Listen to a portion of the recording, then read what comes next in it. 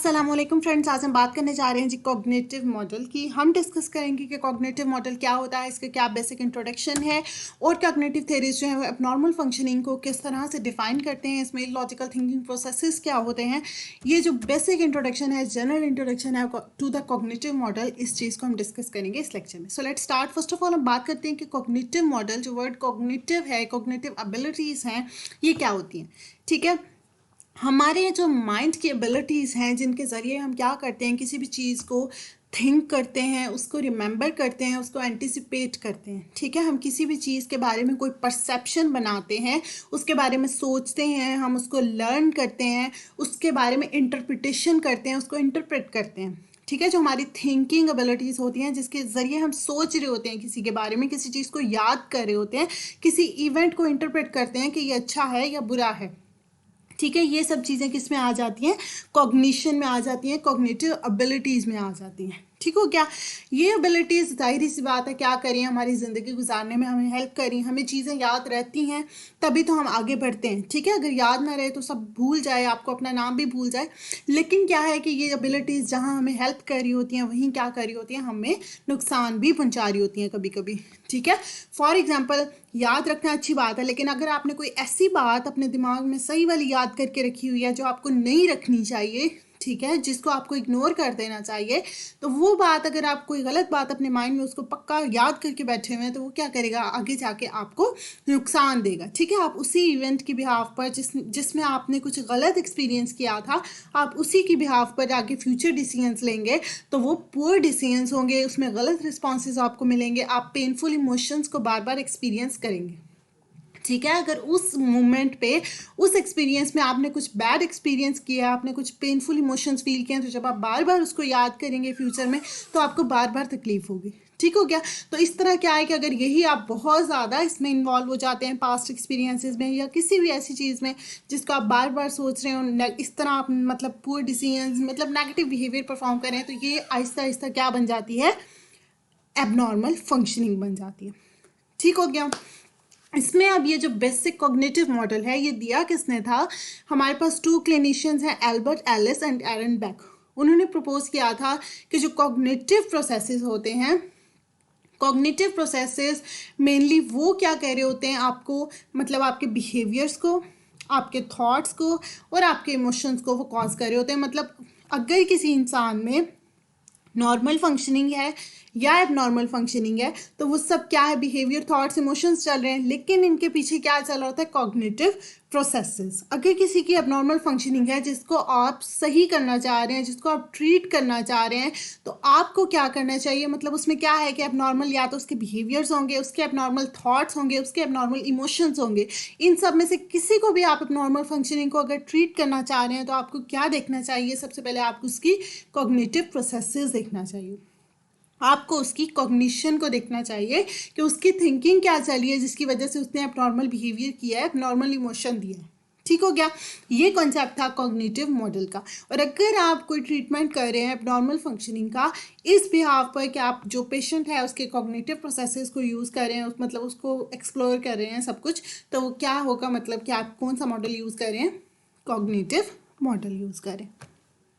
ठीक है, इसके अलावा जो एल्बर्ट एलिस एंड बेक हैं, इन्होंने कहा था कि अगर आप अपने पेशेंट जो है, उसकी क्लाइंट जो भी कोई है, उसकी परसेप्शन को जानना चाह रहे हैं, मतलब आप ये जानना चाह रहे हैं कि वो क्या सोच रहा है इस वक्त, तो मतलब उसकी कॉग्निशन को जानना चाह रहे हैं, तो उसके लिए आपको किस चीज़ के बारे में मतलब ज़्यादा फोकस करना चाहिए, किस चीज़ पर आपको ज़्यादा क्वेश्चनिंग करनी चाहिए, तो वो हैं उसके असम्पशंस और उसके एटीट्यूड्स। ठीक है, मतलब वो क्या उसके एटीट्यूड्स हैं, वो क्या अज्यूम कर रहा है, उसकी क्या माइंड में चल रहा है।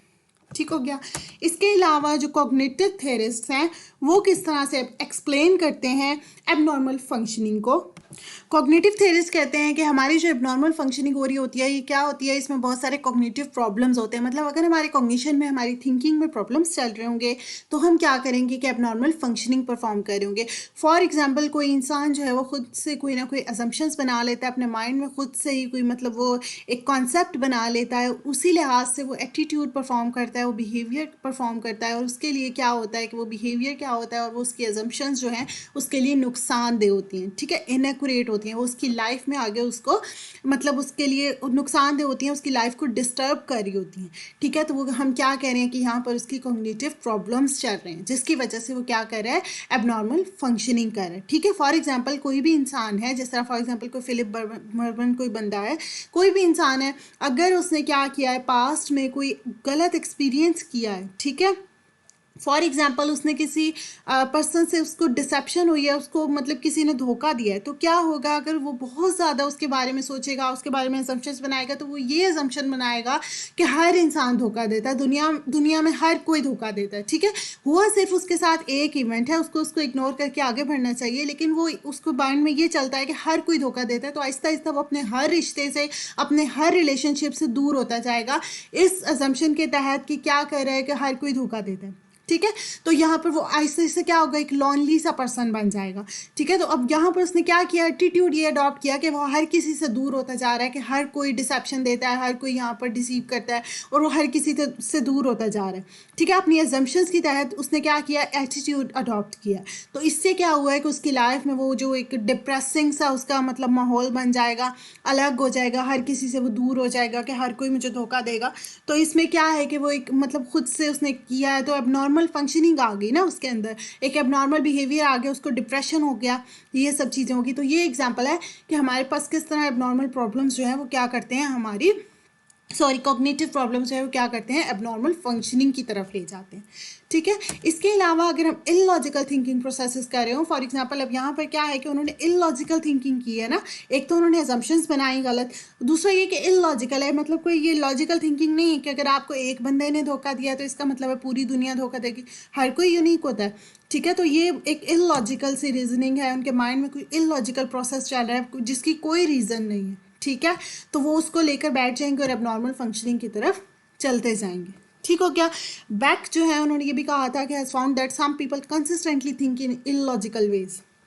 कई लोग जो होते हैं वो कॉन्सिस्टेंटली मतलब पक्का क्या कर रहे होते हैं, इलॉजिकल वेज में ही सोच रहे होते हैं, हर चीज़ को वो अनरीजनिंग वे में जिसकी कोई वजह नहीं बन रही होती उस लिहाज से उसको सोच रहे होते हैं, और फिर क्या करते हैं, सेल्फ डिफीटिंग कंक्लूजन्स में जा रहे होते हैं, मतलब खुद को कसूरवार ठहरा रहे होते हैं, खुद को डिफीट कर रहे होते हैं, हर चीज़ को मतलब अपने ऊपर हर चीज़ ले आते हैं बार बार, और क्या कर रहे होते हैं, इलॉजिकल थिंकिंग कर रहे होते हैं। तो इससे भी क्या होता है, इलॉजिकल जो थॉट प्रोसेसेस होते हैं तो वो क्या करते हैं, उनको डिप्रेशन की तरफ ले जाते हैं।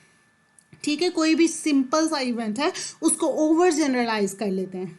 ठीक है, कि फॉर एग्जांपल जिस तरह यहाँ बताया कि अगर एक बंदे ने उसको डिसेप्शन दिया है तो वो उसको ओवर जनरलाइज कर लेगा कि पूरी दुनिया ही धोखेबाज है। ठीक हो गया।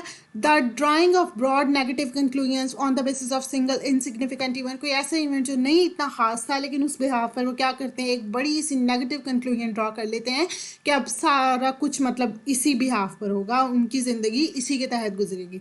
इस तरह के वो मतलब काम करते हैं। तो इससे क्या होता है कि उनकी इलॉजिकल थिंकिंग प्रोसेसेस है, उनके माइंड में गलत असम्पशंस है, जिसकी वजह से वो क्या करते हैं, डिप्रेशन और इस किस्म के एबनॉर्मल फंक्शनिंग की तरफ चले जाते हैं। ठीक है, तो अगर आपको उनका इन बिहेवियर्स को सॉल्व करना है तो आपको क्या देखना होगा कि उनकी थिंकिंग प्रोसेसेस को सॉल्व करना होगा। ठीक है, फॉर एग्जाम्पल यहाँ पर इलॉजिकल थिंकिंग प्रोसेसेस है तो इनको लॉजिकल करना होगा। यहाँ पर उन्होंने गलत असम्पशंस बनाई हैं तो उनके असम्पशंस को ठीक करना होगा, उनके इन कॉग्निशन को सॉल्व करना होगा जिसमें प्रॉब्लम्स आ रहे हैं। ये कॉन्सेप्ट था कॉग्निटिव मॉडल का। That is the basic introduction to the cognitive model in abnormal psychology. Thank you so much and अल्लाह हाफिज़।